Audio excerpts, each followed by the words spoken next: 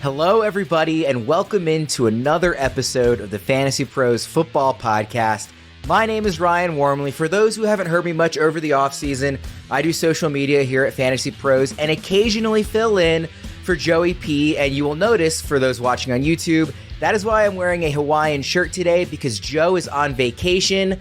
So my clothing choice was to honor him, and I'm filling in as host for this week. Joining me today is the dynamic duo of Andrew Erickson and Derek Brown. D-Bro, how has your weekend been? It's been good, man. Outside of getting trolled by Joe in our Slack with just sending me pictures of Harry Potter World, which, have fun, Joe. Love you.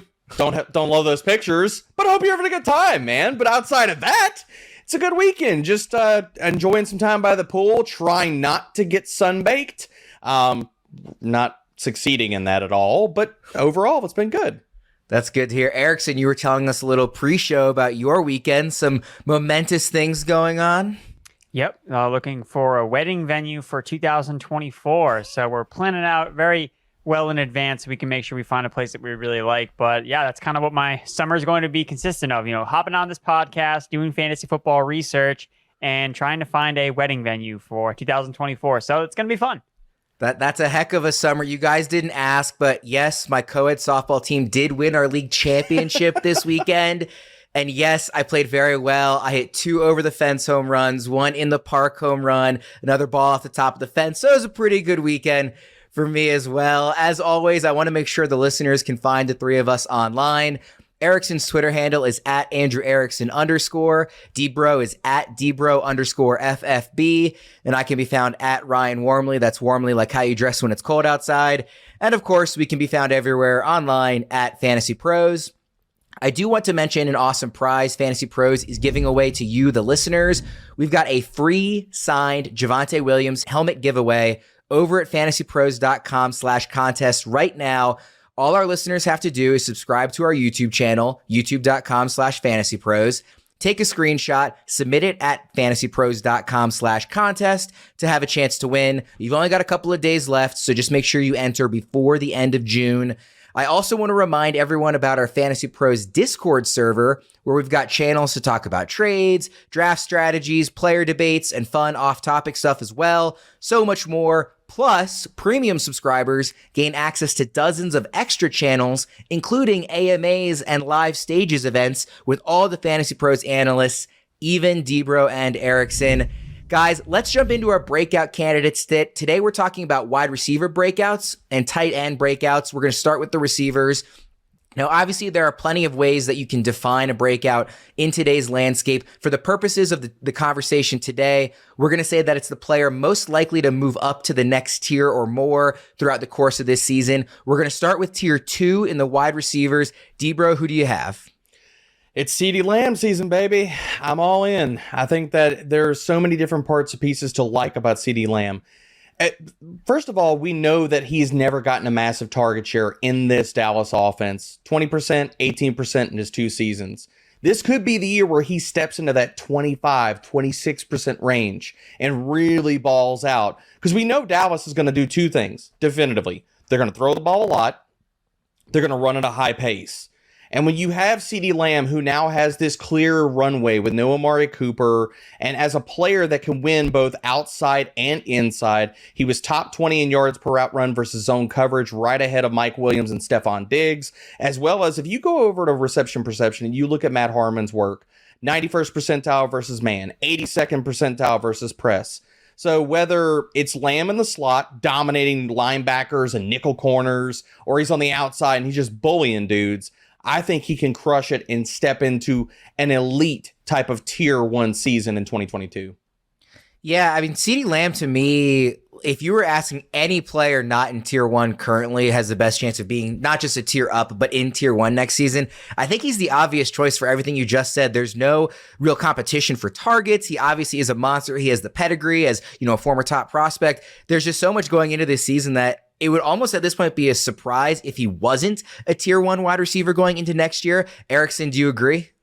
No, I think that is an accurate take, Ryan. Great call by you. I think that Lamb, what we've seen from Lamb so far is he's been good, but hasn't been great yet. Like, we're kind of waiting for him to take that next step, and it makes a lot of sense based on kind of how things were laid out by Debro, that this is the opportunity. He's a third-year receiver. We see a lot of breakouts in this season. It's usually because guys leave. Amari Cooper is gone. And the biggest thing with Lamb last year was just the target share was really low across the board in the Dallas offense. So even if Dallas takes a step back as a whole on offense, I mean, Lamb's going to be the guy that's going to be leading the team in targets. So, yeah, I think that Lamb is probably going to be up in tier 1 next year.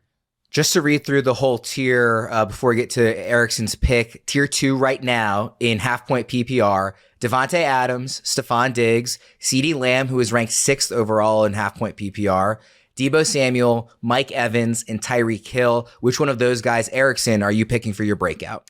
I think for me, it's Mike Evans, and I'm really contemplating moving him up into tier 1, in my redraft rankings, because you're looking at the situation in Tampa Bay. There is no Chris Godwin to start the season. There is no Rob Gronkowski to start the season. Mike Evans, I mean, Featured Pros had a hot take thing for me this morning, and of course I used the low-hanging fruit and went with Courtland Sutton. And after I thought about it, as I was kind of researching for this podcast, I was like, you know what?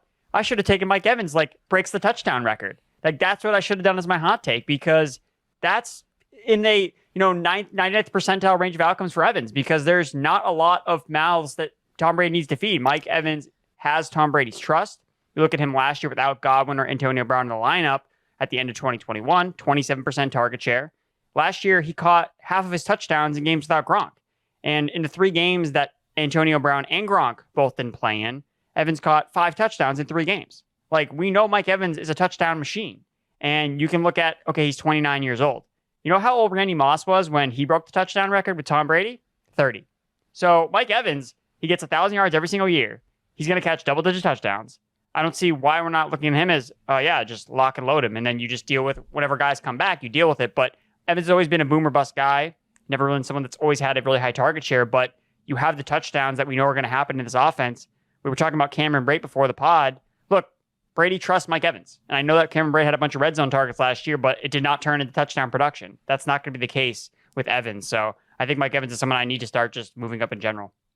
Yeah, obviously, if he has a 30 touchdown season, which it sounds like you're predicting, Erickson, he will clearly be a tier 1 guy. But I was really surprised when you sent over his name before the show. I think part of that is just because when you think about the phrase breakout, you think of probably a young up-and-comer, which he is not. But you're right, there's a ton of opportunity there. He's ranked 8th in half-point PPR rankings right now. Debro, are you as bullish on Evans as Erickson is? I like Evans a lot. There are a few things to be a little bit concerned on his profile, considering his yards per route run have declined over the last few seasons, so he's kind of slowing down. But for all the reasons Erickson gave, I mean, you have to love it for a Mike Evans. Because, with all the other parts or pieces there, we haven't seen Mike Evans consistently get a 25, 26% target share. We know the touchdown production is there. The other part or piece that I want to see this year for Mike Evans, and they've done this a little bit, considering some of the cornerback matchups he saw last year, they moved Mike Evans into the slot more. Dude, if we get 45% slot with Mike Evans, Chris Godwin is out, then yeah, it could be wheels up, because Mike Evans against nickel corners and linebackers, it's game over, dude. Yeah, I think that's a good point, Debro, to bring up, because I think a lot of people are pegging in Russell Gage to kind of take on the entire slot role, when he showed last year that Gage could play both outside and inside. So maybe they don't really have one primary slot receiver. They use a bunch of different guys, and that includes Mike Evans. So of the other guys in tier 2, before we move on, I just want to ask you about Davante Adams, because to me, he seems, again, when you think of breakout, he's not necessarily the up-and-comer, and he is, of course, leaving the Aaron Rodgers-led offense, but he has rapport with Derek Carr, and he has been a tier 1 guy the most times out of anybody that's currently in tier 2. Clearly, there's no doubt at all about the talent or anything like that. Is it purely just not trusting Derek Carr that keeps him from being your choice here, Erickson? I think for me, it's Davante Adams. I think that we saw the best of him with Aaron Rodgers. I'm sorry, Derek Carr is not better than Aaron Rodgers. And you mentioned rapport from 10 years ago. You know who Derek Carr has rapport with that I saw last year? Hunter Renfrow. Darren Waller, guys he's actually played with in the past century, or in the last 10 years. How many people do you know from college that you have this great rapport with, that you could just let's go throw touchdowns together. It'll be perfect. And I get that they're friends, but I think it's being overblown. Rodgers and Davante Adams had one of the, if not the most special connection ever. like Gronkowski and Tom Brady. Like it was on that level where Gronkowski could have gone to any other team and he would have been worse.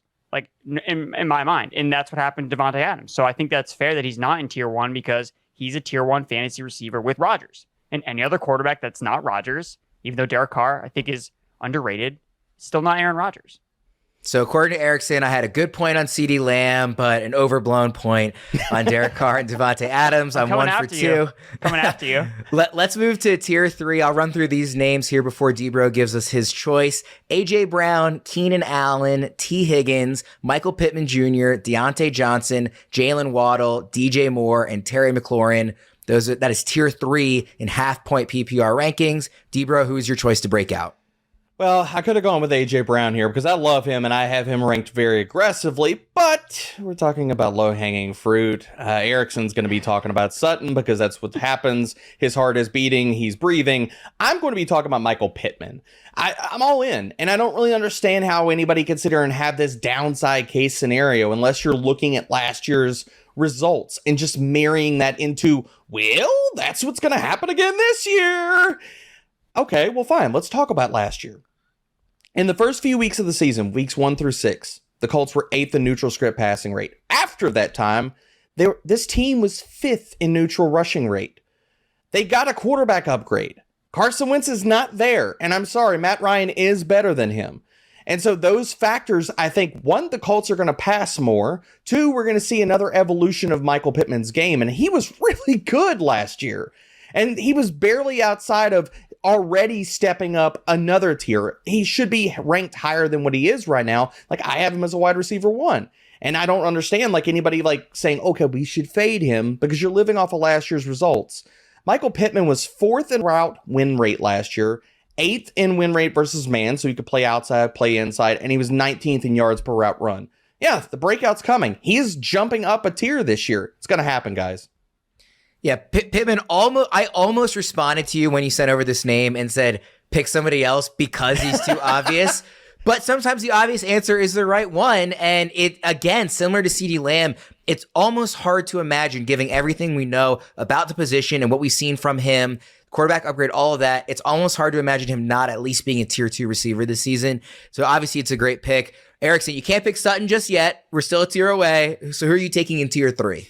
Blasphemy that Sutton's not even in this tier by the consensus. He's in my top tier, but yeah, we'll wait for Courtland Sutton. So I agree with the A.J. Brown that Debro kind of hit at the beginning. I think that the Eagles they may not throw a lot more in next year, but it's in their range of outcomes with the Titans. The Titans were never going to become a pass first team ever. Like they've never done that with Mike Vrabel and Derrick Henry there. It was never going to happen, or at least the Eagles showed us last year at the beginning that they can dial up the passing game, so that makes me more hopeful for A.J. Brown to take another step into being an elite receiver. So I went with Terry McLaurin here, and we were talking about Michael Pittman, how much we liked him from last year. Well, Carson Wentz was his quarterback. And is Carson Wentz some needle mover type of quarterback? No. But he's still better than what Washington had last year at quarterback. And that's like the biggest thing to take away with McLaurin. I'm always talking about chasing guys on good offenses, chasing wide receivers with quarterback upgrades. And I don't think enough people are considering the fact that McLaurin got a clear-cut quarterback upgrade. Carson Wentz threw 27 passing touchdowns last year and 7 picks.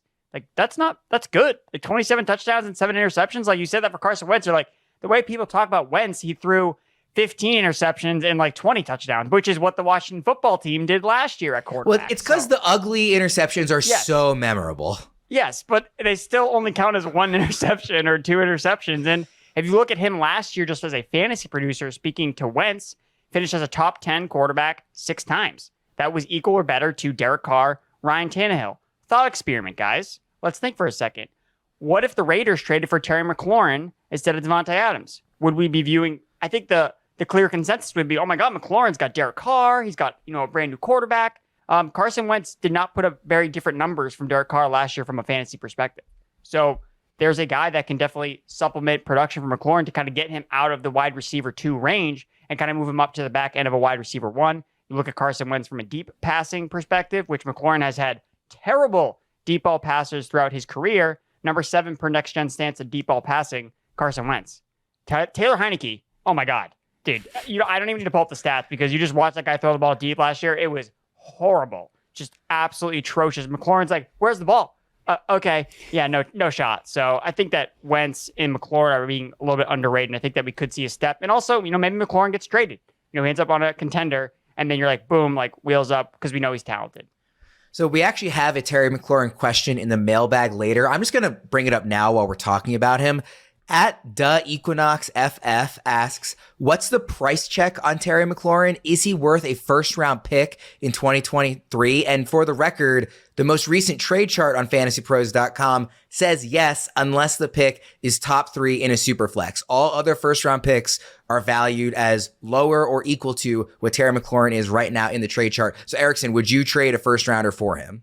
Yeah, if it wasn't a top 3 pick, I think that I would. I'm always trying to buy talent in Dynasty. McLaurin is a talented receiver. He has a contract, dispute going on, so we don't know if he's going to be tied to Washington. I mean, if I'm trading for him in Dynasty, I hope to the Lord that he's not going to be in Washington for much longer. Hopefully he goes to a better team with a better quarterback. So yeah, he would be someone that I would definitely be interested in buying. Yeah, it's not even as much a Wentz thing as it is just I don't trust Washington in general as a franchise. Debro, are you trading a first rounder for McLaurin? Yeah, I mean, unless everything we've already discussed previously, I mean, unless it's a top 3, top 5 pick, I'd be giving away a first. But I mean, even if it's in the middle of the round, I think it's fine to give that up for Terry McLaurin. We know that the target share is going to be there. And one of the points I wanted to make, and Erickson illuminated this perfectly, is as bad as Carson Wentz is, we look for these ceiling and these spike weeks. He could still throw the deep ball amongst the best in the league. So are those outcomes there for Terry McLaurin, even if it is Carson Wentz throwing in the ball for the next 2 seasons, 3 seasons? Yeah, absolutely. I give up the first for McLaurin. I think there's some consensus within tier 3 on the other guys. I want to ask you guys, no explanation, just give me the name. Deontay Johnson, Jalen Waddle, DJ Moore, they're back-to-back-to-back in this tier. Which one of those guys do you want, Erickson? I'm going to go with Jalen Waddle. Debro? I'm going with Waddle too. All right, Waddle is currently behind Deontay Johnson, but ahead of DJ Moore in the half-point PPR rankings. Let's move to tier 4. I'm not going to read through all the names here because now we're in the territory where tiers are a little too big, but just some names in this tier. A lot of popular breakout candidates, Rashad Bateman, Darnell Mooney, Allen Robinson. Also some veterans in this tier, guys like Michael Thomas, Amari Cooper. Debro, who is your choice in this tier to break out?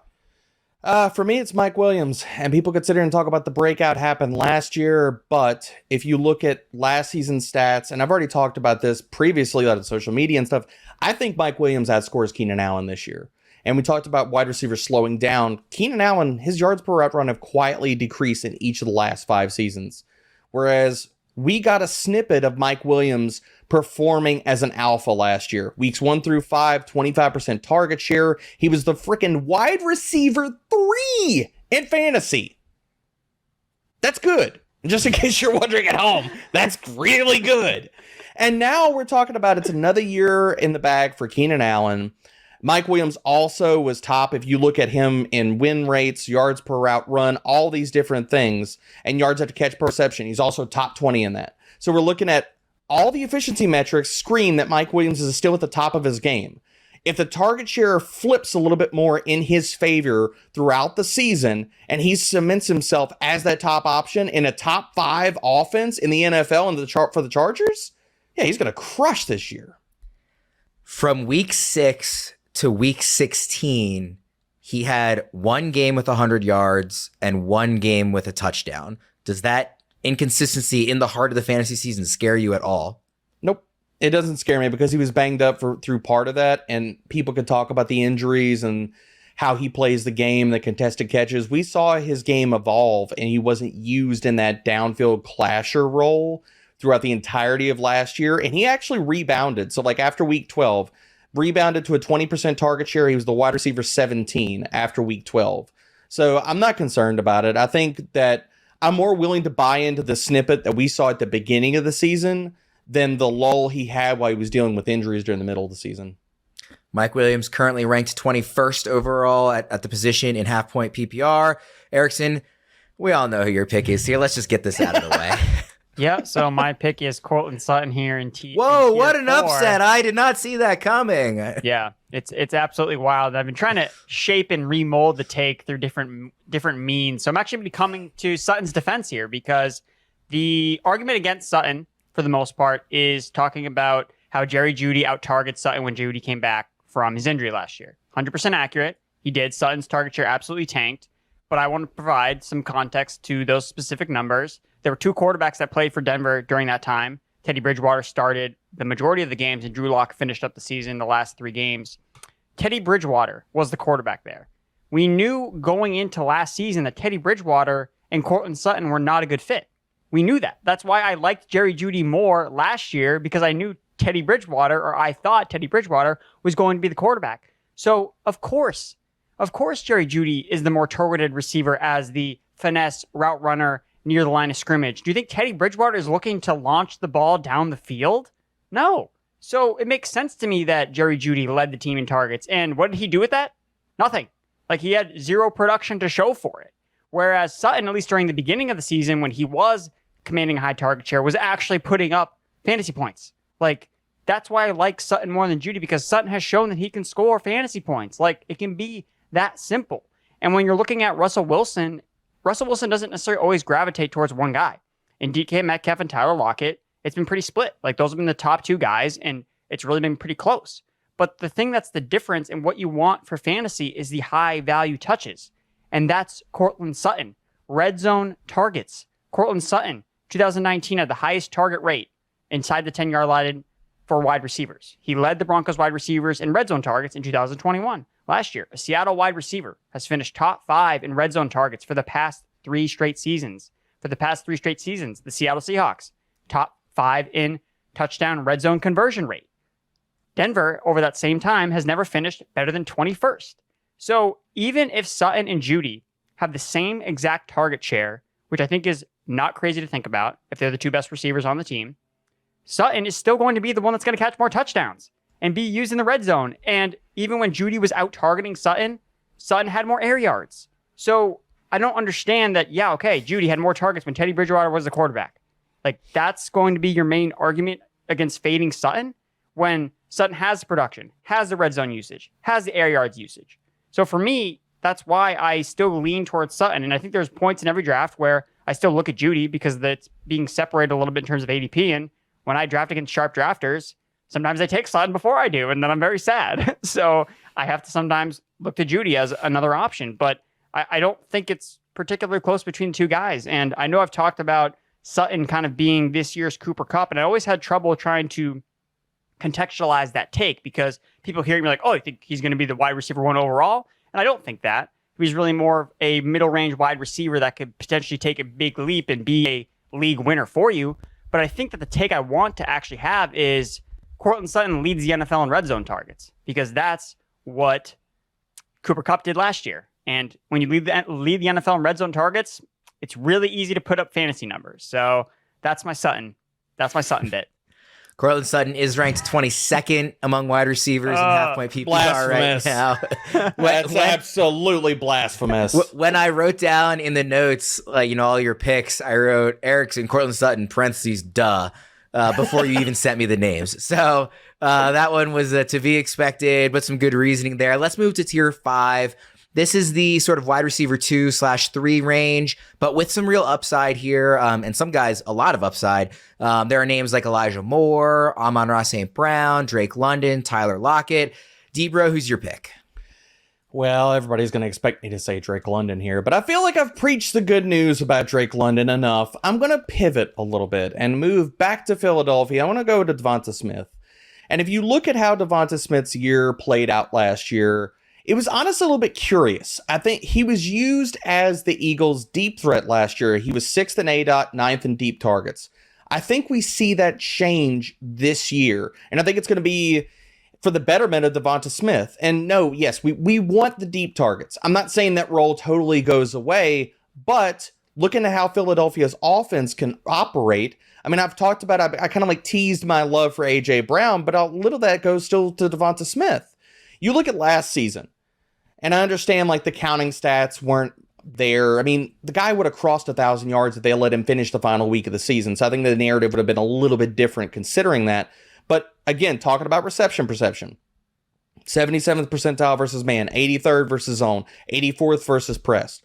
This is good. he can win in all different facets. But I think how DeVonta Smith's role changes this year is we see A.J. Brown eat into some of those deep targets, and that allows Smitty to just work underneath and just eat defenses up versus zone coverage. For a player who was 29th in yards per route run against zone coverage last year, I think he could be a target earner this year. And I'm not saying that he's going to lead Philadelphia in targets, but I think he could challenge A.J. Brown for that lead.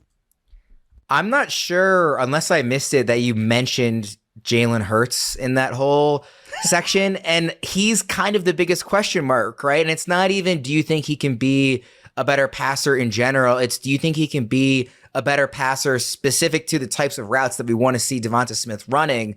Does Hurts' development or potential lack thereof concern you with him at all? And I'm guessing the answer is no, since you picked him. But. Nope. Everybody is so worried about Jalen Hurts, but the thing that they're missing is the context that he took a step forward as a passer over the final 6 to 7 starts he made last season. He was 13th in deep ball completion rate. He was also middle of the pack in PFF grades and a lot of other metrics that I care about. In that sense, I think another better offensive design this season, and we see them, 1, throw more. 2, he's literally gotten better every single year he's played football, guys. Like, through college, he improved as a passer every single season. He left college as a top 20 passer at all 3 levels of the field. And yeah, you can go check the numbers, check the tweets. They're out there. They're on social media. Just search them. I put them out there a long time ago. And we've seen him take steps as a passer, both from the first year he was a starter and last year, even down the stretch. I think we're going to see another evolution of Jalen Hurts this upcoming season. Smith is ranked 35th among wide receivers right now. Erickson, who's your pick in this tier? Going with Buffalo Bills wide receiver Gabriel Davis, super polarizing wide receiver that really, I think that a lot of the sharp, best ball players are on Gabriel Davis and are pushing his ADP up the boards. And I just don't think that's going to be that when it comes to like your home leagues. I think it's going to be a drastic difference between the two types of people that are drafting. And it reminds me a lot of when Will Fuller was kind of cemented to be the number 1 receiver in Houston, and his ADP was really high in the summertime, through expert leagues. And then in your home drafts, it's like, oh, Will Fuller in the 7th round. Like, oh, great. Like, that's kind of what the price I want to pay. And that's the price you're end up going to paying for a guy like Gabriel Davis will be. I know in a lot of mock drafts I've done on the Draft Wizard, shout out to the Draft Wizard, I've gotten Gabriel Davis in like the 6th or 7th round, and I feel really good about him in that range. And you look at him last year, basically before he started becoming after he became a full-time player in the offense. In PPR, he averaged almost 20 fantasy points per game in his last 6 games. Look, he ranks top 5 in the NFL in total end zone targets over the past 2 seasons, despite the fact that the dude has not been a full-time player. Like he's had to work his way up the lineup between guys like John Brown, Emmanuel Sanders, Cole Beasley playing ahead of him, and that's why it took some time. And really, the fact that he was a 4th round pick, like that's to be expected of a player like Gabriel Davis. Because the Bills invested a day 3 pick in him, they didn't need to play him right away. He had to earn his way to get playing time. And what he did last year and what he's done on the field when given opportunities, like I don't see how you can't like him as a guy with amazing upside in a offense that we all want pieces of, targeting players on good offenses. Gabriel Davis fits that mold to a T, even if he's the number 2 guy. Oh, the number 2 guy to Stephon Diggs in Minnesota, Adam Thielen, he was pretty good. And what did he do a lot of? Oh, catch a lot of touchdowns. And that's what you're going to see from Gabriel Davis, I think at worst.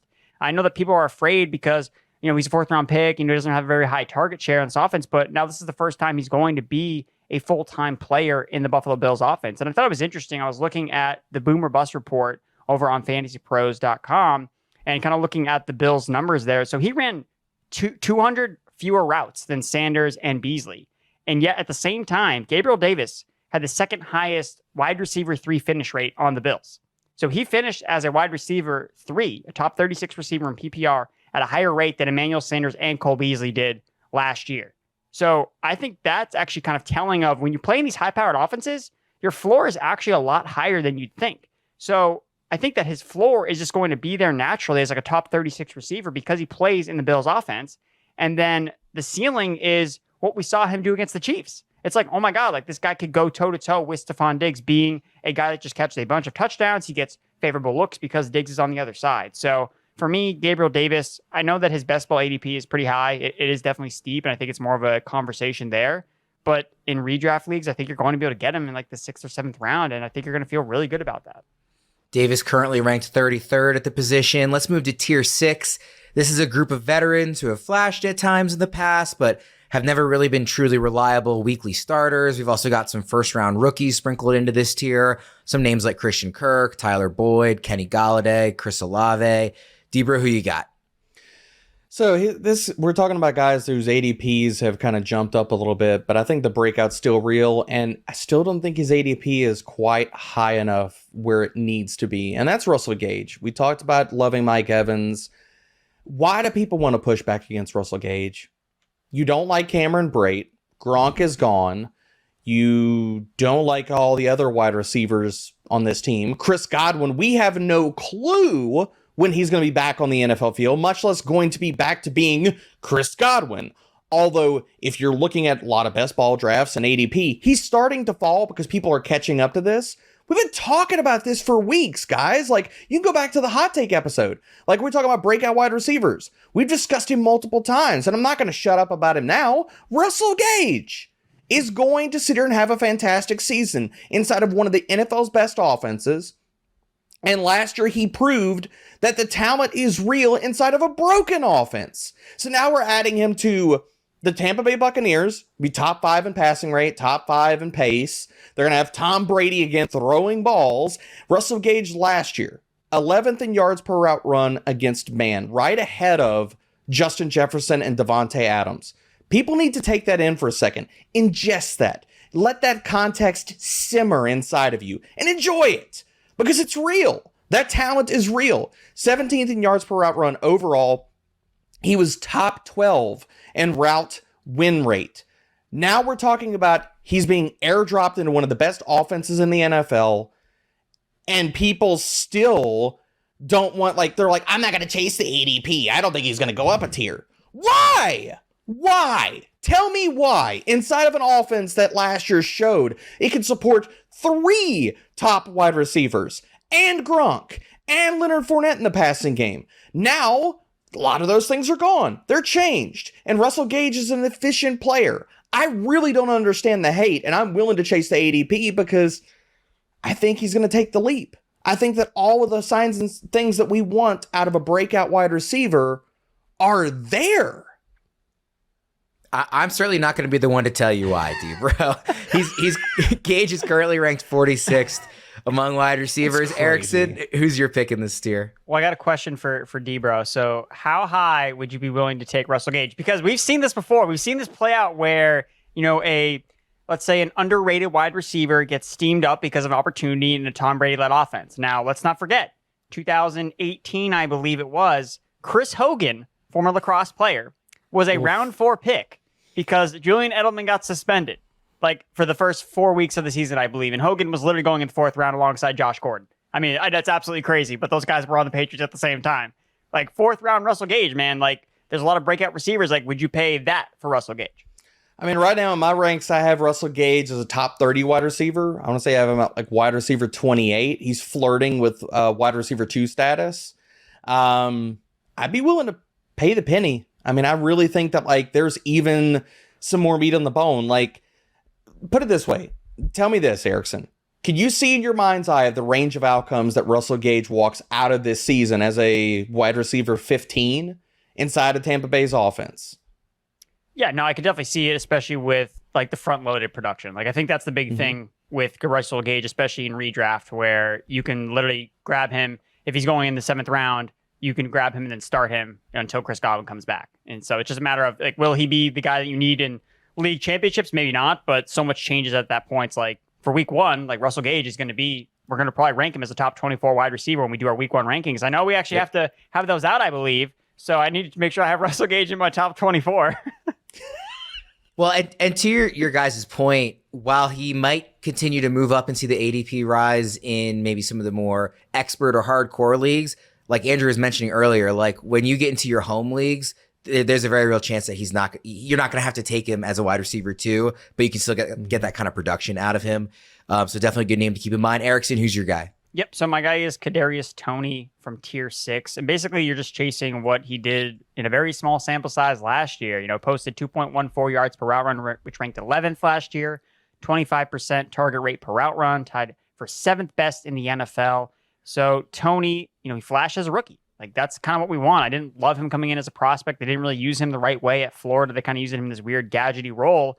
And I think that the thing with him that I like drafting him, especially in redraft, is week 1, I feel like I'm going to kind of know like how they're using these Giants receivers. Like, I know Galladay is going to be posted on the outside. Wanda Robinson was obviously a high draft pick for the Giants. So, where is Toney lining up on the field? Like, are they feeding him targets like he got last year when he was a target magnet? And when you just look at the offense Brian Daboll is installing here in New York, okay, if he has Wandale is playing that Cole Beasley role in the slot as like a shorter slot receiver. You have Kenny Galladay playing in the Gabriel Davis role as this like big-bodied red zone guy. What does that leave Toney as like the Stephon Diggs-esque player in this offense? So if that's Toney's role in an offense that I think can be a lot better, or fingers crossed, should be much better than it has been in the last 2 years of the Giants management, I think Toney has a lot of upside, and I think that we'll know pretty early on if it's going to happen or not. So you can cut bait with him if it's like, okay, this Giants offense is still a disaster.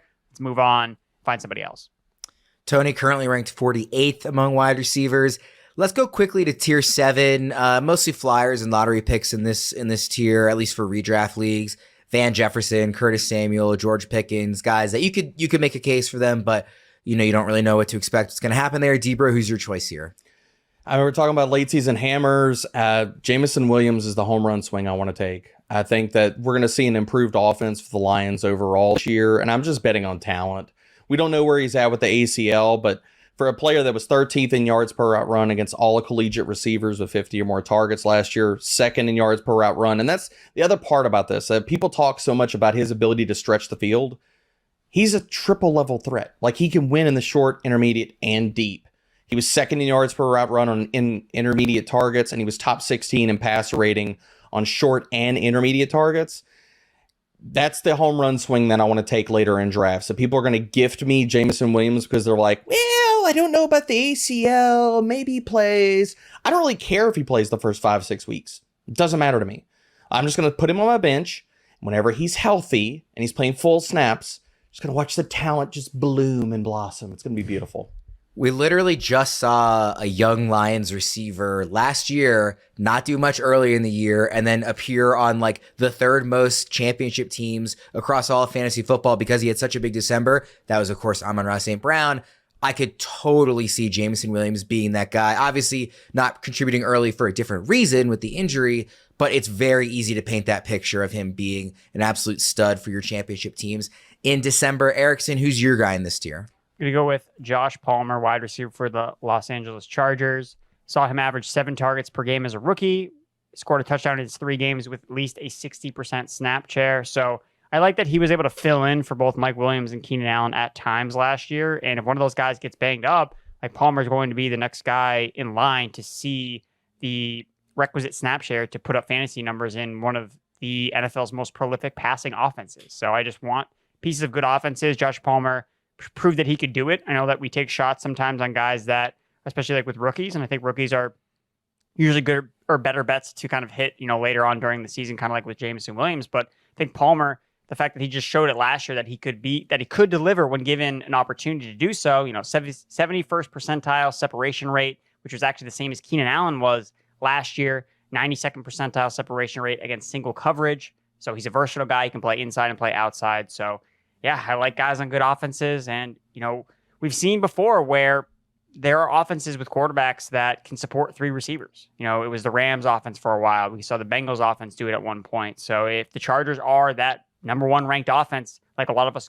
could easily see playing out, like Palmer could be someone that we're weekly starter every single week, flex appeal or wide receiver 3. Jameson Williams was ranked 62nd at the position. Josh Palmer ranked 74th right now in half-point PPR rankings. If you want to check those rankings, by the way, fantasypros.com/ranks. You can see all of our expert consensus rankings from all of these experts across the industry. Half-point PPR, standard, dynasty. We've got them all there for you. fantasypros.com/ranks. Let's move on to our tight end breakouts. We're going to start with tier 2 again. The names in this tier are George Kittle, Darren Waller, Dalton Schultz, TJ Hockenson, Dallas Goedert, Zach Ertz. Erickson, we started with Debro for the receivers. I'll start with you here on the tight ends. Yeah, I'm going to go with TJ Hockenson here, and we're going to go down another thought experiment. So, what if instead of Hockenson and Swift getting hurt at the end of last year, it was Swift and Amon-Ra St. Brown that got hurt?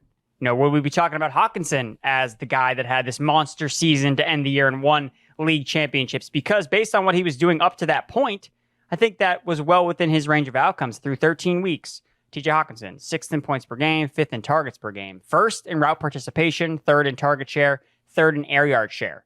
So all elite numbers at the tight end position across the board. And if you look at what he did from a ceiling perspective, again, referencing the Boomer Bust report on FantasyPros.com, 42% top 6 finisher rate last season, ranked 5th, ahead of Darren Waller and ahead of Dalton Schultz. So he actually flashed a ceiling that we didn't even see from guys like Waller and Schultz to an extent. So, and that was a massive upgrade from the year prior where he was at 25% in terms of a top 6 finisher rate. So he flashed a higher ceiling. And I think the biggest part about TJ Hockenson is he's cheaper than he was last year. Like, I think we all projected, or at least myself, I think I was just a year early on Hockenson. I projected him to kind of have this massive breakout, and that ended up being Mark Andrews that had the massive breakout last year, your guy, Ryan. But this year, Hockenson is going later than he was last year. And all he did last year was get better at everything. Like, his numbers improved across the board. So I like taking the discount on TJ Hockenson. And look, we all want tight ends to break out like right away. But we say it over and over and over again. It's like, takes time. Takes time with these tight ends. Like, it's not just year 1, year 2. And as much as we all want it to happen, it takes time. And even with Mark Andrews, a lot of us were a year early on Mark Andrews. And then he finally broke out. It's like, oh, okay, we missed it. And he was cheaper than the year prior. So I think Hockenson kind of follows a similar pattern, and with question marks about how the target share is going to kind of operate with Jameson Williams if he comes back, how will that affect ASB? I mean, Hawkinson's still the guy there in the middle of the field with the tight end position, and we've seen Jared Goff fuel a guy like Tyler Higbee before. So I think that Hockenson is someone that we could definitely see continue to ascend and potentially be an elite tight end this year. Hockenson currently ranked 7th among tight ends in half-point PPR. Ranked 6th is Debro's guy. Look, it's Dalton Schultz time. It's going to happen, guys. I have him ranked so ridiculously high. Like, I put Schultz above George Kittle. And the reasons for it is George Kittle is in a run-first offense, and Dalton Schultz, I talked about Dallas. They're going to throw the ball. We're going to see that happening in this year. Look, you're going to see Dalton Schultz step up as the number 2 option in this Dallas passing attack. Last year, he flashed the efficiency to do so, 12th in yards per route run. The matchups also, and a lot of these matchups we talk about, I'm not going to give you stats about saying, well, these teams gave up a lot of fantasy points to tight ends last year. It's not sticky. That's not what I'm talking about. What I am going to tell you is that looking at the defensive schemes that a lot of the teams that he's going to play, 6, in fact, right here, that have played a lot of zone coverage. At least 2 of their corners rank inside the top 50 in zone coverage snaps last year. So 59% of their snaps or higher zone coverage. This is really instrumental for Dalton Schultz, considering he was 9th in yards per route run and 63% of his target share came against zone coverage. And if you're looking at all these different stats for Dallas, I mean, this is straight from my team series that I just started with. Philly's out there, Dallas is out there. Those are live on the site. But I'm massively into Dalton Schultz. I think that the things that we want for these breakout tight ends, path to a large target share. Okay, CeeDee Lamb's there, and who else are we worried about? Okay, Michael Gallup is maybe starting the year on the pup. We don't know what's up with him coming off the ACL. Then you have Jalen Tolbert and James Washington. I mean, come on. That screams he is going to be the number 2 option. Then I talked about the matchups, and he has shown us the talent to put up efficiency numbers last season. Yeah, we're going to see Dalton Schultz take another step forward. I think he's going to step into that elite tier of tight ends, and I get he's going in the 5th, 6th round in a lot of best ball drafts. I'll pay that price all day for this year's Mark Andrews. I was going to ask, when I looked at this tier, sort of the first names that come to mind kind of obviously are George Kittle and Darren Waller, just because we've seen them be elite tight ends before. Neither of you guys picked either of those 2.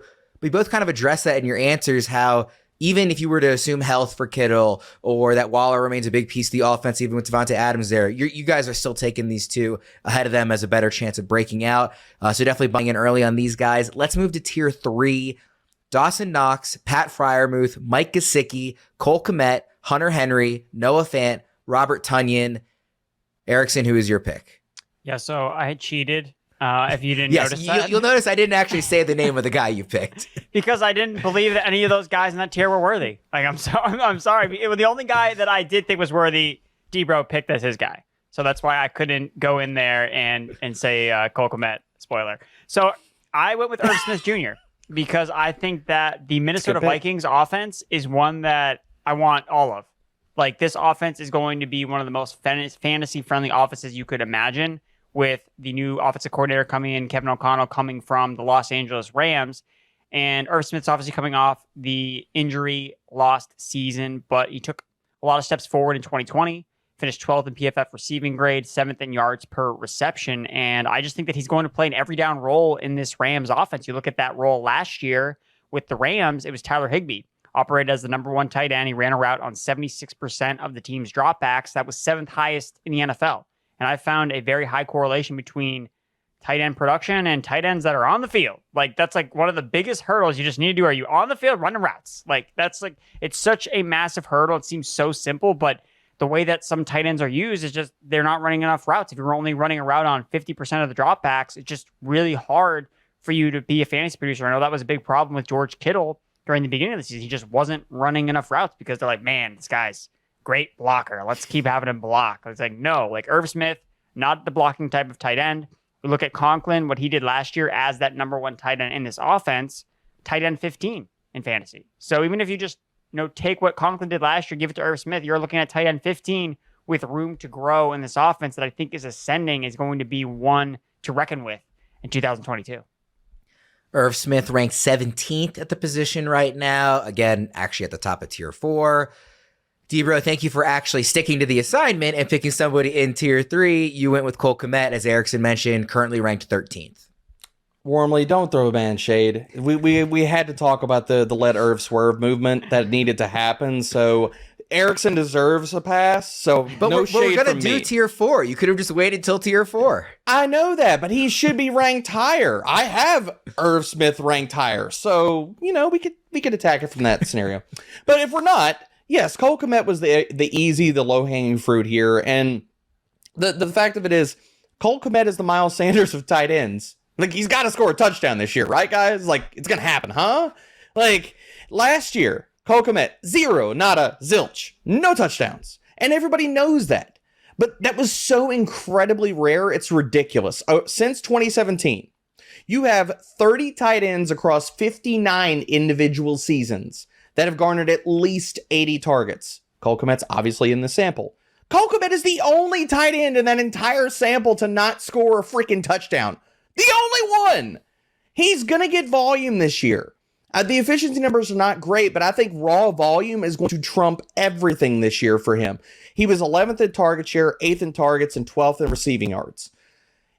We could see all those numbers go up this year. So yeah, give me Cole Kmet. I'm going to get a lot of exposure to him in best ball and redraft and all of the formats. I have a ton of them in Dynasty. Obviously, this is a different position. Melvin Gordon plays running back, but you think back to his rookie year, 0 touchdowns despite plenty of touches.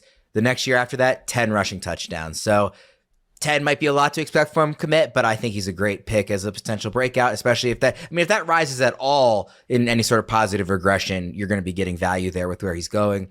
In drafts, let's move to tier 4, our last tier for the tight ends. Too many names to read here, but this is a combination of guys that we're waiting on to take the leap, like David Njoku, Evan Ingram, Logan Thomas, or some really young guys with a chance to break out, Brevin Jordan, or Erickson's Irv Smith. Erickson, who do you have here besides Irv Smith? My second tier 4 tight end is Gerald Everett. Mount Everett is about to kaboom this year, guys. Like, I don't get it, man. I don't know why people don't like Gerald Everett. He's in the Chargers offense, and I'm taking my shots. If Mike Williams or Keenan Allen go down, like, I'm going to have Everett or Josh Palmer like ready to go in the wings on my bench. So if you look at him last year, he was actually really productive when Russell Wilson came back from his injury. He was tight end 9 in fantasy points per game from weeks 10 through 16. He's coming off a career year in receptions and receiving yards, which just no one seems to care about. Dusty Jared Cook was tight end 16 last year. And Gerald Everett is better than Jared Cook in any way, shape, or form at his young age. You know, he's someone that is looked really good in terms of efficiency marks, in terms of yards after the catch per reception, in terms of missed tackles forced per reception. So he can make plays with the ball in his hands. And he's going from an offense that ranked dead last in passing attempts per game to the offense that ranked third in passing attempts per game last year. Also ranked ninth in targets to tight ends overall in 2021. So I think we're looking at Gerald Everett as tight end 16 is kind of like his floor. Okay, if he just does what Jared Cook did last year, like Jared Cook had weeks last year where you'd stream him and play him. But then you get more to the table. Everett brings more to the table just as a more athletic, younger tight end that has flash big time potential. And they gave him a decent deal. Like, it wasn't a 1-year deal. He got a 2-year deal with the Los Angeles Chargers. So I think he's going to be the starting tight end. And I've been waiting for the Mount Everett, thing to kaboom for a while at this point. And I'm not going to fade him now that he's on the best offense he's been on. So give me Gerald Everett. Maybe the biggest takeaway from this whole conversation so far is just how many Chargers we've mentioned. Mike Williams, Josh Palmer, now Gerald Everett. Draft guys and good offenses, guys. Like, yes. That's the mantra, baby. And it works out more often than not. Everett currently ranked 21st among tight ends, as Erickson says. His floor is 16th with a much higher ceiling than that. Debro, I'm going to let you pronounce your player. Well, staying on the we like players and good offenses, give me Albert Akui-Bunum. I really want a lot of exposure, and I understand the target competition. We've talked about, okay, people love Judy, people love Sutton. Tim Patrick is everybody's just lust this year. He is that pick where everybody just wants to garner towards him. And I'm like, I would much rather have Albert Akui-Bunum later in drafts, because if this offense is what we think it's going to be, and I understand all the reasons for target competition, but his efficiency metrics scream he could be really, really good amongst all tight ends with 15 or more targets over the last 2 seasons.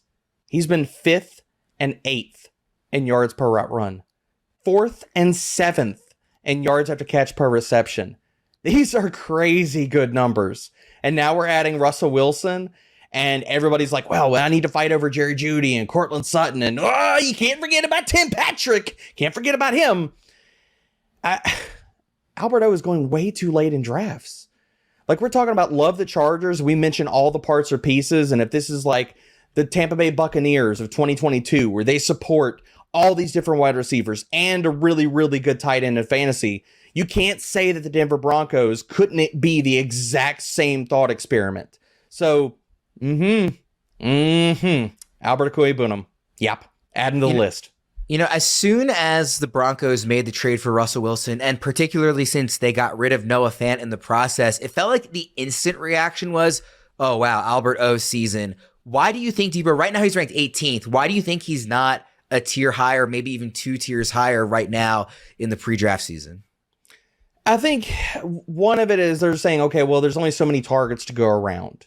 And if we believe people love all these other wide receivers, heck, they like, okay, Melvin Gordon, Javonte Williams are going to get targets, and say, okay, somebody's got to get squeezed. I think that Alberto is getting the squeeze, and I don't think it's really justified, considering if the passing volume is there. Hell, he might not even need the passing volume, considering the line, the demarcation for a really, really good tight end in fantasy is such a low bar. He could also get there by red zone usage and touchdowns. Walking out of this season, if we don't believe that, okay, Jerry Jeudy is a massive touchdown getter. Okay, Tim Patrick maybe isn't a huge red zone threat. If the team throws a lot in the red zone, he could walk out with double-digit touchdowns. And if he only gets 500-600 yards receiving, still pay off at wherever he's going as ADP. But I really think it's the squeeze. I think that people love all the other parts and pieces of this offense, and somebody has to get pushed out, and people love Tim Patrick so damn much that Albert Akui-Bunum is the one getting the pinch. I also think too that his ADP and rank fell because the Broncos drafted a tight end.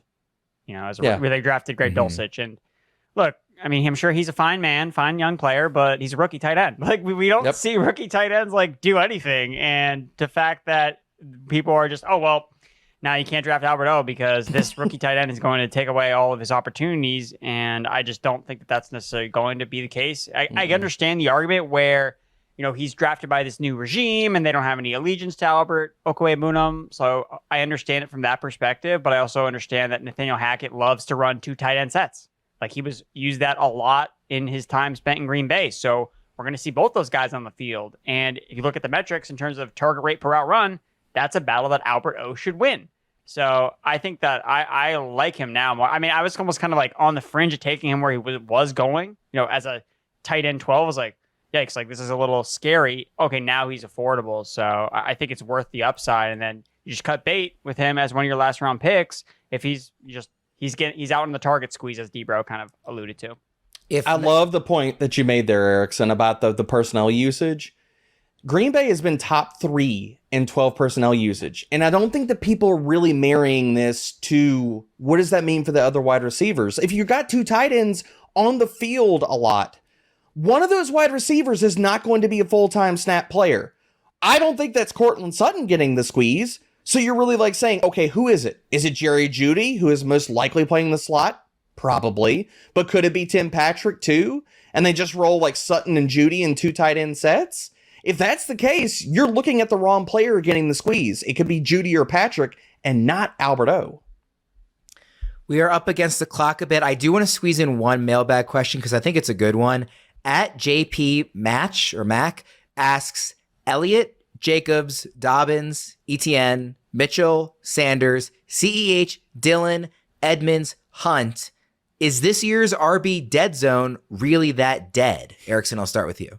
I mean, there's a lot of dead zone backs that you listed off there. I mean, there were a couple that I liked, but yeah, I think that it's still there. There are still a lot of running backs that are getting inflated ADPs based on projected volume and based on what they've done in the past. Like, you can't rank Ezekiel Elliott outside of, a certain range just because of, looking at any type of projection system that you set up. Like, Zeke is going to project anywhere between, like, he's going to be a top 20 running back. Like, it's impossible to run the numbers and be like, well, Zeke's not a top 20 running back. It's just impossible to do. But when you look at actually how the season can actually play out, and is Zeke actually helping you win? That's the biggest thing here is these RB2s don't make a difference. Like, it doesn't matter if this guy is finishing as a top 15 running back this week, and then they finish 13th and they finish 17th. Like, at the end of the season, it looks all like dandy. Like, oh, great, Zeke was RB6. Like, that was awesome. Like, anyone that owns Zeke, I had a lot of Zeke last year, and it wasn't a fun ride, especially after week 1, man. When Tony Pollard was out playing him on primetime against the Bucks, I was like, oh no, like, why did I tell people to draft Ezekiel Elliott? And luckily, he stayed healthy and got there at the end of the season. But I wouldn't look back at that take and be like, oh, I was right about Zeke. Like, he smashed. It's like, no, like, he really didn't. He just got there because he didn't get hurt. So I think there is, but there are certain running backs in that range that, like a Travis Etienne. I think Kareem Hunt actually goes a little bit later than the RB dead zone, but there are running backs that, can catch passes, that have paths to higher ceiling. It's because of the unknown factor. Like, I'm almost would rather take a shot on someone that is either going to finish as a top 10 running back or like a top or outside like the top 24. Like, I guess I don't want to just settle on solid RB2, like David Montgomery, basically. I want to shoot for the ceiling with a running back that can be top 5, top 7, top 8, or just take the L, move on, and just try to find running backs on the waiver wire. And that's a great insight on the running back side. But Debro, I want to ask you about the other side. The whole reason the concept of the running back dead zone exists is because you say, instead of a running back, take a third wide receiver, take a tight end that you really believe, take whoever. So from that other perspective, I mean, are these running backs good enough to consider passing up on a lot of really good looking wide receivers? Yeah, I mean, that's really one of the other huge takeaways here is hammer the wide receiver position. Starting, I wrote this up in my perfect draft. This is also in my how do you attack the early rounds and middle rounds, which are in the redraft kit right now live. You start hammering wide receivers at round 3, and you don't stop until it dries up. Like round 3 through 6, you can get a ton of upside wide receivers. We saw Cooper Kupp emerge as a league winner from this realm last year. There are so many good wide receivers that are going in this range. If you're going to go to the running back position, really, you're not looking at these veteran guys that the best you're hoping for is that they hold on to their jobs. And that's the recipe for failure. If you want to attack the running back position in that range, you have to be extremely specific about who you're going for, having youth, efficiency, and upside on basically those are the things that you're looking for, like Breece Hall, Travis Etienne, Cam Akers will fall to that. And yes, people will say, okay, well, the efficiency is not there. He's still locked inside of a top 5 offense, and the efficiency was there in his rookie season. So if he gets any of that back with longer offseason to prepare, yeah, absolutely. I'm gonna shy away from a lot of the running backs in that range and definitely go with the wide receivers, Ryan. Thank you guys both for another awesome conversation today. I think everyone is coming away a little smarter, except for Joey P, because he wasn't even here. Please, everybody, remember all the great opportunities we mentioned on the show, including our signed Javonte Williams helmet giveaway and also your free credit at Pristine Auction. Most of all, thank you, the fans, for listening. For Debro and Erickson, I'm Ryan Wormley. We'll see you again soon. Thanks for tuning in to the Fantasy Pros YouTube channel. Don't forget to check out our featured videos. And while you're at it, make sure to follow us on Instagram, Facebook, and Twitter at Fantasy Pros, so you can get the latest news and updates to give you the edge you need in your fantasy league.